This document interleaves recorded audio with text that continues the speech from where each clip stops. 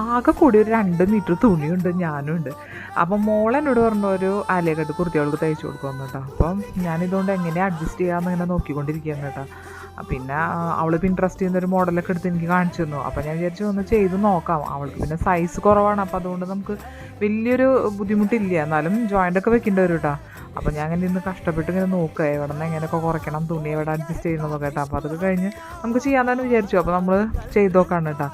അപ്പോൾ ഇതിനിപ്പോൾ വലിയ ചെറിയ സൈസ് ആയതുകൊണ്ട് പിന്നെ അധികം തുണിയുടെ ആവശ്യമില്ല. നമുക്കൊക്കെ വലിയ സൈസിന് എന്തായാലും ഒരു 3 മീറ്റർ വേണം. അപ്പോൾ ഇതാണ് കുർത്തിയിട്ട. അപ്പോൾ ഇതിന് ഫുൾ സ്ലീവാണ് ഞാൻ എടുത്തിരിക്കുന്നത്. അത് ഫുൾ സ്ലീവ് കിട്ടി തന്നെ ലെങ്ത്ത് കുറച്ച് അവിടെ നിന്ന് ജോയിൻ്റൊക്കെ വെച്ചിട്ടാണ് ചെയ്യുന്നത് കേട്ടോ.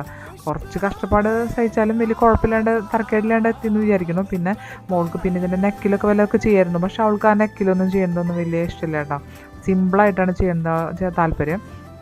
അപ്പോൾ അങ്ങനെ ചെയ്തെടുത്താണ് ഈ കുർത്തി കേട്ടോ.